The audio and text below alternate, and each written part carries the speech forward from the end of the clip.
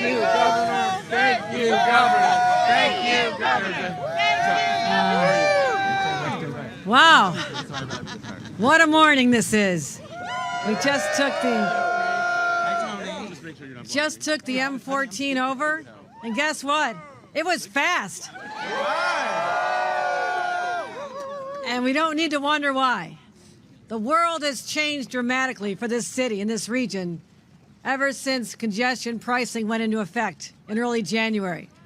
Now, to all the naysayers, hopefully you now are seeing that those who studied this and thought about it and worked on this for years, if not decades, had a vision that is now being realized, that we can have a city that is not paralyzed by traffic and congestion, that our air is cleaner, that our businesses are more robust, more people are going to Broadway. Our buses and subways are going faster and more supported by more people are taking them than ever before. And guess what? And guess what? Not only is traffic down and business is up. Can I hear that again? Traffic is down and business is up. Traffic is down, business is up. Traffic is down, business is up. But all Traffic is down, business is up. very nice, everyone. But also, subway ridership is up and crime is down. And we're very traffic is, yes, indeed. So I want to say this. It's been a long journey. We're still on that journey. And the more people who get a chance to see the benefits, just walk around and talk to people, ask if their lives are more enriched, whether they have more time with their families if they're a commuter, whether or not they're finally realizing that we have the world-class public transit system, but we need to keep it world-class by raising the revenues to invest in it as well. That is essential. So, today's an important day. The cameras are staying on. And cameras are staying on. The cameras are staying on. The cameras are staying on. The cameras are staying on. The cameras are staying on. They sure as hell are. I want to recognize some leaders here who've done an extraordinary job in fighting for this. And again, this was not an easy journey. You know, countless lawsuits, people going on television constantly berating this, saying it wouldn't work. I want them to come here now and feel a very different New York City that is very alive and it's vital. It is not jammed and stuck in traffic. We are moving once again, and we're moving into a better future, a welcoming future, a place that people can live safely. We're going to build more housing. We're going to bring more businesses. We're going to make this be the best place in the world to live, and we're not done yet. So let's... More housing. So more housing is right. Don't get me on that. But I want to recognize Senator Robert Jackson, Senator Kristen Gonzalez, Senator Broyle Hoylman-Siegel here, Senator Liz Kruger is here, Assembly Member Deborah Glick, Assembly Member Tony Simone. Have I forgotten any legislators from Albany? Okay, can we just negotiate the budget here and get it done? I'm for that. Okay. Here's Senator Kruger right here. Also, Councilmember Eric Botch here. Thank him for joining us as well. And also leaders like Kathy Wild from the partnership who did a lot of work. I want to thank her. I want to thank the business community. We continue to need their voices in Washington, talking about how this is beyond what anyone could have expected in terms of the results. This also shows that government can work for the people. There's a lot of talk about a book called Abundance this week. We all need to read that because the way we deliver for the people and let them know we know how to lead is by delivering results, and that's exactly what this is. We are delivering for the people. So let me turn this over to Q Arroyo, who's the Chief Accessibility Officer from the MTA, to talk about why this investment, why these investments in our capital plan are so important, but also what the quality of life is all about here in the city. Let me turn it over to Q, and we're hearing from a number of other speakers as well. Take it away, Q. Nobody does it like you on this issue. You're great. Thank you. Love you guys. Thank you so much, Governor. And thank you all for being here with us today this morning. It is truly a pleasure to see so many people here. And the message here is very clear. Congestion pricing, congestion relief is a local tool, a local solution to a local problem that we were facing here in New York. This is the ingenuity of New York. We had a problem of clogged roads, congested roads. We've seen since in the last 10 weeks since the congestion relief has been active, as you said, traffic is up. Traffic is down. Traffic is down. Sorry. As you said, traffic is down, business is up. We see more pedestrian activities in the Central Business District. Times Square has more safe pedestrian activities. This is working for everybody, but the money that we are recuperating from this is being directly reinvested into transit options. This is about transit, universal access to transit for everybody. You know who loves congestion pricing? Congestion relief? Drivers. I am now hearing that people from Long Island can get to a theater during the weekday because they can drive efficiently. This is about access to transportation to everybody, motorists, and there are a lot of them, and we want them to get if that is their mode of transportation, they should be able to do it efficiently, effectively. The businesses are able to save money getting to their destinations a lot faster, making more deliveries per day. That is what this is about. But also the investment is so critical for all of our transit riders, over 4 million subway riders daily, 2 million bus riders daily. They deserve access to efficient transportation as well. Before congestion relief, our buses were moving at 4 miles an hour. Today, they're almost double that speed. That is working. 2 million folks on buses deserve efficient transit options, and that's what this is delivering. But that money is being reinvested into the system to deliver a more accessible transit network, and we desperately need that. Thank you, Governor. And listen, I don't know what's happening with those folks down south, but I ride the subway daily, and I've never felt unsafe. I live in Harlem. I ride late at night. I'm getting home on the subway. I'm taking the subway early morning down to 2 Broadway, and I've never felt unsafe. The statistics are clear. Since the pandemic, crime is down. The subway safety is being felt everywhere. Now, the data doesn't correlate to people's feeling, and there is a sense of unsafety. And Governor, I want to thank you for your support working with the mayor and the city of New York to bring more police presence, because we've heard from riders that police presence make them feel safer, and you've delivered that in the overnights and all 24 hours to make people feel safer, because it is safe. So I don't know when the last time those folks down in Washington rode the subway, but I tell them, join me and feel safe in Harlem, feel safe all throughout the city, because that is what this MTA team is delivering. Access to transit for everybody. Thank you all. Q mentioned subway safety. I follow statistics all day long. An interesting one. Subway crimes are 50% lower today than they were in 2001, a generation ago, when someone named Rudy Giuliani was the mayor. Just want to put that out there. With that, let me introduce Jeffrey Francois, the executive director of the Meatpacking Business Improvement District, who will let us know the impact on his community. Jeffrey. Thank you, Governor. Good morning. My name is Jeffrey LaFrancois, Executive Director of the Meatpacking District, and it's my pleasure to welcome Governor Hochul, our friends in the legislature from around the borough and outside the borough of Manhattan, and a special shout out to my other Business Improvement District colleagues from Union Square across town, Garment District in Midtown, and Hudson Square just below us. Welcome to Meatpacking, everybody.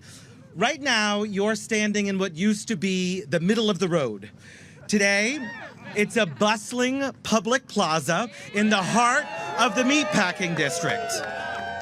We are a distinct commercial neighborhood with nearly 30,000 office workers surrounded by residential communities in the heart of Manhattan. We're boxed in by major streets and adjacent to the West Side Highway. And I can tell you that while people come here to enjoy our street life, they certainly don't do it to be marred in traffic. As a neighborhood, we prioritize the pedestrian experience, and it shows. We're home to a myriad array of innovative businesses, premier arts and culture destinations, excellent hospitality, and a sprawling network of plazas that occupy 40,000 square feet of public space across the district. And you can take 4 bus routes and 4 subway lines to get here, just as easily as you can hail a yellow cab. And at the end of the day, and the Gov mentioned this, she references, we all do. New Yorkers just want to get around and do so quickly. We can outwalk anybody in the world. But at the end of the day, public transit is the lifeblood of New York City, and improving the system is good for business, it's good for the Meatpacking District, and it's certainly good for the region. The easier we make navigating all that makes this city special, the better. And easing traffic flow makes streets quieter and more efficient, and if there's one thing business loves, it's efficiency. Whether it's making sure that spring collection hits the racks on time or delivering freshest produce to our kitchens, when the movement of people and goods are prioritized, we all succeed. Spring has sprung in Meatpacking, and we are excited to welcome you here in any way, shape, or form you choose to get here. Thank you again, Governor Hochul, and to all of you for being here today. Traffic is down and business is up. Traffic is down and business is up. Traffic is down and business is up. Traffic is down and business is up. Traffic is down and business is up. Really great. Let's hear from Dana Dennis, the senior organizer of the Riders Alliance. There she is. Good to see you again. Okay, all right, my folks are here. Good. Good morning, everyone. Thank you, Governor Hochul, first of all, for inviting me to speak today. It really is an honor, someone who's been fighting on this for years, to be here with all of our leaders, alongside our fellow transit advocates. I see a lot of the Riders Alliance members here, so I'm going to shout them out, of course. Right, subway and bus riders are essential to our city, and all of you who really are committed to improving our transit system across New York City. It really is the lifeblood of our city, and we say it all the time. But transit is at the intersection of so many of our issues. We already heard about housing, safety, getting to your medical appointments. Anything really that you're accessing in this city, transit is important to that. And so we gather here today to not only rally for congestion relief, but also to defend the progress that we've made. Can we just clap for that, right? We have made progress. We've been in a fight for the last couple of months, years, some of us, for better public transit. And let's be clear.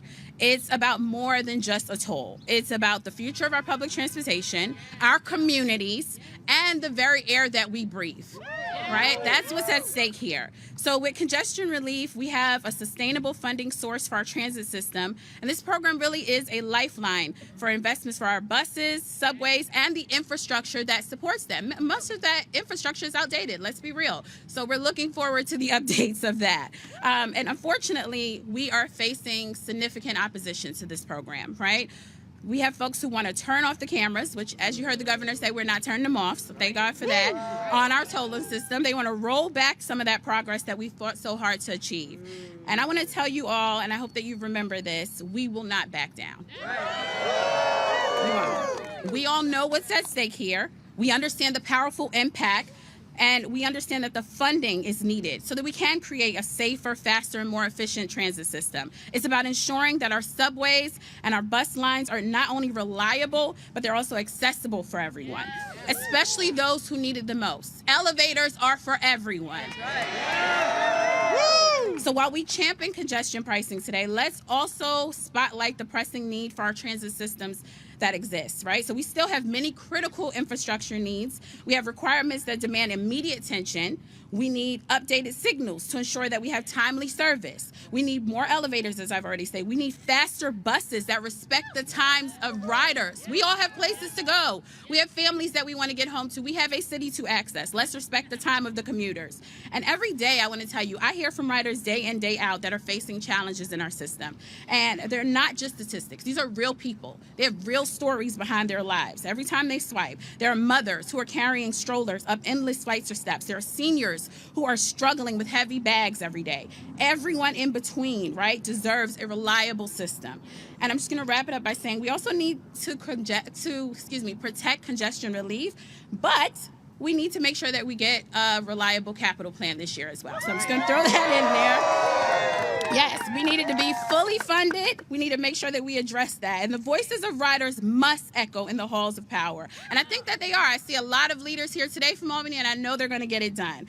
We are, again, so grateful to stand with the governor today. We want to make sure that the needs of riders are uplifted and championed.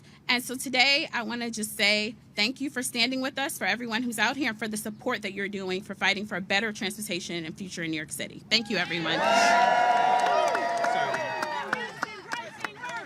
Congestion pricing works. Congestion pricing works. Congestion pricing works. Congestion pricing works. Congestion pricing works.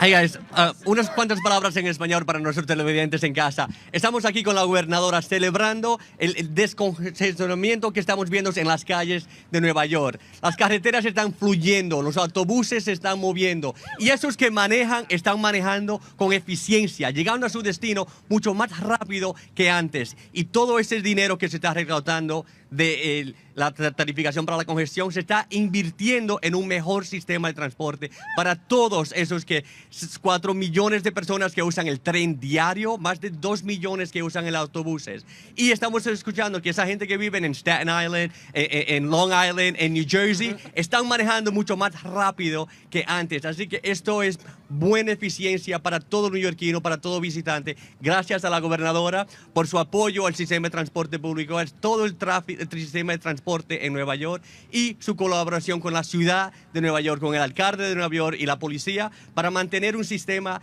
de transporte safe para todos, que todos nos podemos sentir seguros usando el tránsito. Gracias, gobernadora. Sí, es verdad. Más rápido. Sí. Más rápido. Yeah. Thank you, everyone. Thank you for joining us here today, and enjoy the effects of congestion pricing on lifting up this city, its people, its businesses, our visitors, in a way that we get around so more people can see and embrace the vitality of the greatest city on earth. Thank you, everybody.